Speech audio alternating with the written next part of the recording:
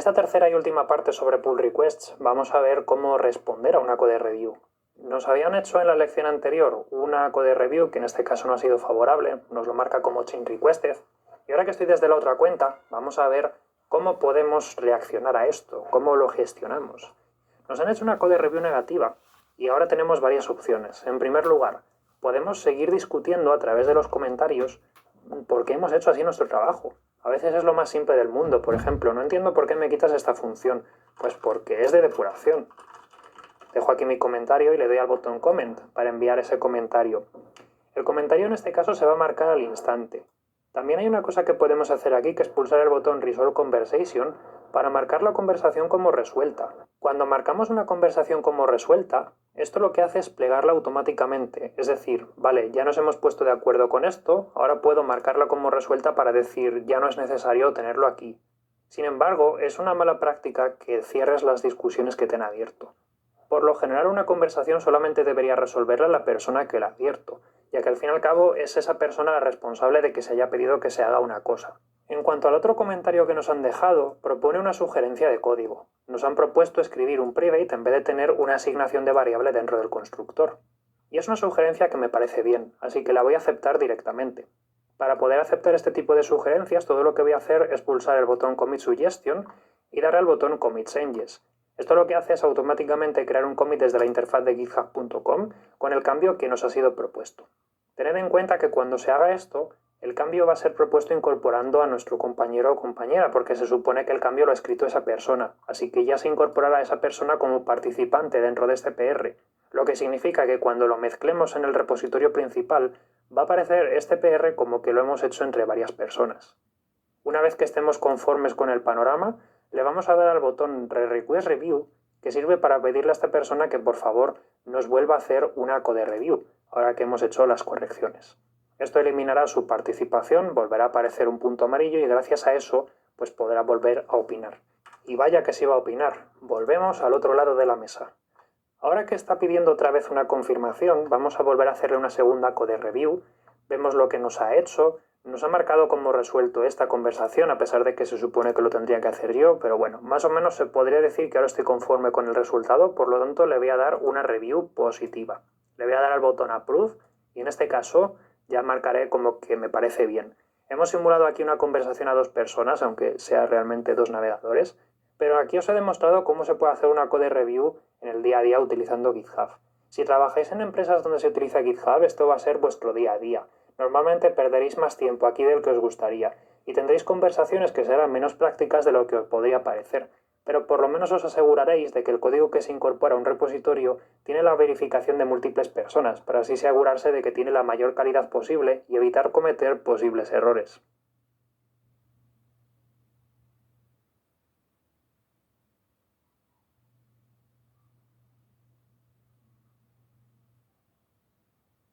En las lecciones anteriores de este módulo os he contado cómo se hacen code reviews y cómo se puede preparar un pull request para integrarlo.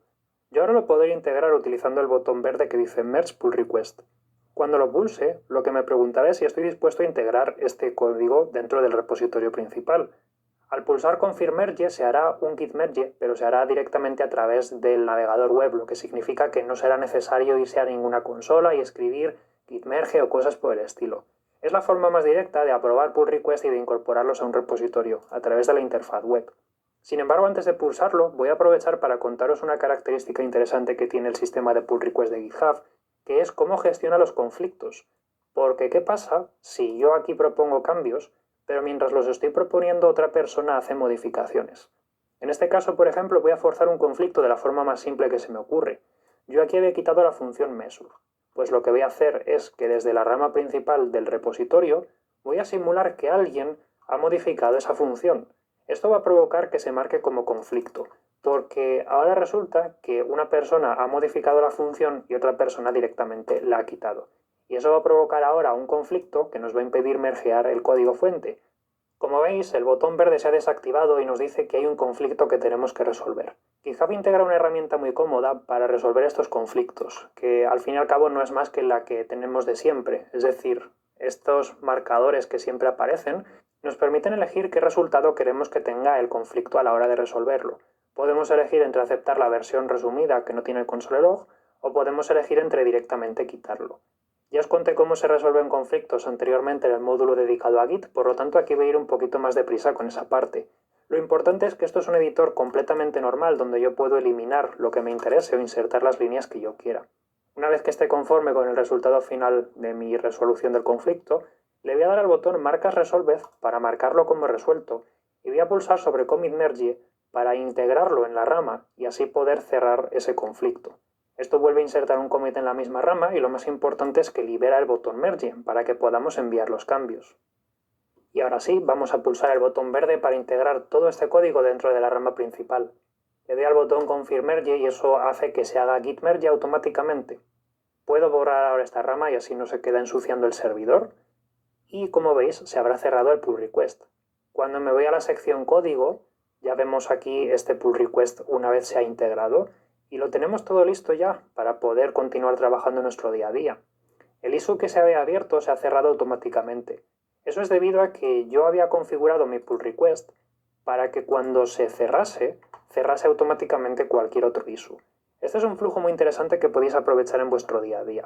Si ponéis fixes y un número de issue, cuando el pull request se mezcle en la rama principal, cualquier issue enlazado acá, que empiece por fixes o closes o algo por el estilo, se cerrará automáticamente. Así podéis aseguraros de no dejar tareas sin marcar como completadas, cosa que puede ser muy útil en vuestro día a día.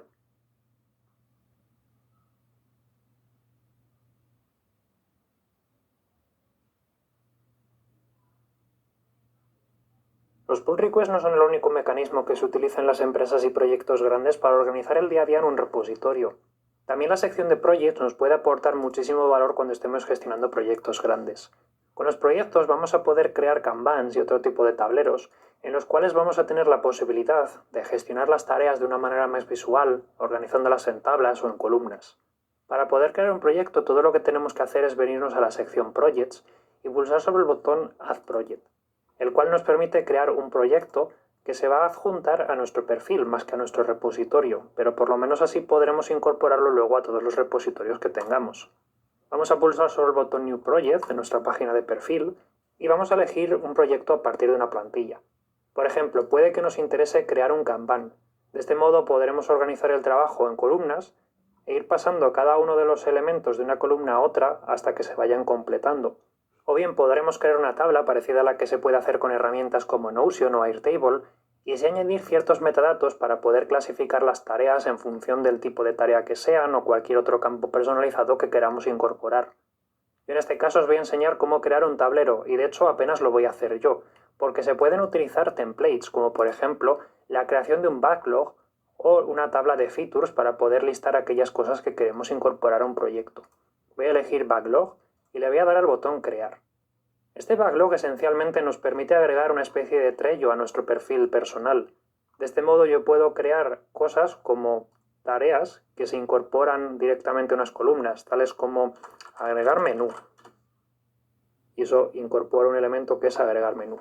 O agregar, yo que sé, cabecera. Y eso agrega un elemento que es la cabecera. Pero no solo eso, sino que también nosotros podemos asociar luego cada uno de estos elementos a una issue. De este modo podemos crear fácilmente tareas asignadas y visualizarlas en nuestro propio Kanban. A partir de este momento, todo lo que tengo que hacer es acordarme de vez en cuando de ir entrando en esta vista e ir moviendo las cosas de una columna a otra para ir marcando su estado. Ya que estoy aquí os voy a enseñar la vista de tabla, que es una función que también tenemos incorporado en esta plantilla. Las tablas, como veis, son pues como si fuesen las de Notion. Nosotros podemos ir insertando elementos y así puedo ir incorporando, no sé, sección privada o sección de enlaces o sección de contacto. Y con esto sigo incorporando tareas. De hecho, en este caso se trata de una vista doble, así que al fin y al cabo si voy pasando de backlog a tabla puedo ir viendo las distintas tareas en formato de columna o en formato de fila. Puedo arrastrarlas ya a donde me interese más, en este caso a new o a backlog, o puedo utilizar la vista de tabla para elegir cosas como el estado que debe tener. Por ejemplo, vamos a poner esta en ready. La prioridad, por ejemplo, cosas que son urgentes, cosas que son de prioridad alta, así también puedo clasificarlo un poco en función de mis necesidades. El tamaño, que esto es algo que en algunas empresas se usa para decidir los sprints. Por ejemplo, puedo marcar una tarea como de tamaño pequeño si me va a llevar poco, o de tamaño grande si me va a llevar más tiempo. Pull requests asociados, que esto es algo que nos permite, por ejemplo, conectar un pull request que vaya a su vez conectado con una tarea para así poder tener visibilidad integral de todo lo que se está incorporando. Etiquetas, por ejemplo, para marcar algo como un bug mismamente. En definitiva, esta es una función que nos ofrece GitHub para poder hacer más fácil nuestro día a día. La diferencia entre esto y la lista de issues es que la lista de issues evidentemente nos aporta muchísimo valor, porque es como una lista de correo donde podemos ir viendo todas las cosas que nos están entrando, con sus títulos, sus estados, podemos abrirlo para ver sus comentarios y sus discusiones. Pero esto nos aporta una vista integral mucho más fácil de resolver, porque podemos verla de un vistazo al principio de cada mañana o podemos tenerla de fondo durante la daily, y así podemos ir viendo cómo van pasando las cosas de una sección a otra. Esto es el juguetito con el que nuestros project managers van a pasar un rato estupendo, por otra parte.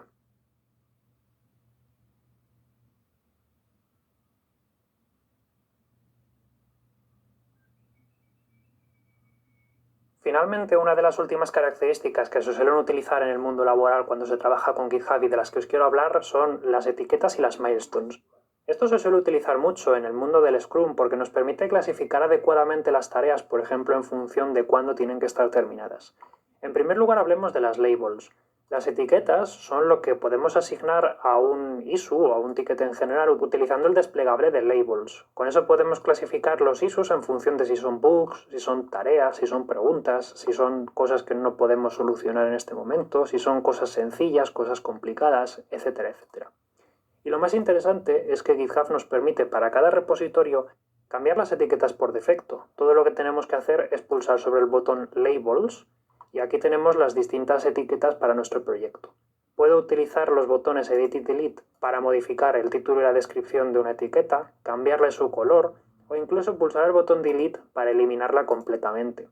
También tengo acceso al botón New Label con el cual puedo crear etiquetas nuevas.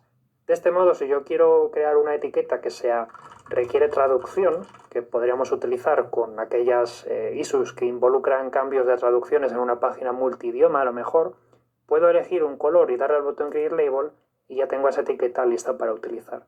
A partir de ese momento, todo lo que tengo que hacer es venirme a una issue a la que le quiera asignar esa tarea y pulsar sobre el botón Labels y seleccionar esa etiqueta que he creado previamente.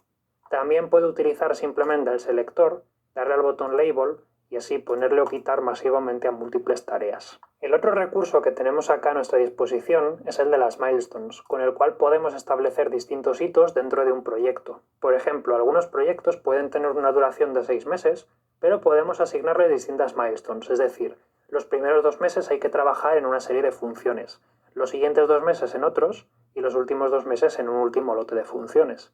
Y con las milestones podemos establecer más información acerca de esos hitos que tenemos que cumplir, fechas de caducidad que indican cuándo tienen que estar terminadas las cosas y una descripción que nos informe más acerca de esa milestone. Por ejemplo, voy a poner versión 1 como milestone para representar una versión que tiene que estar hecha antes de que acabe el mes.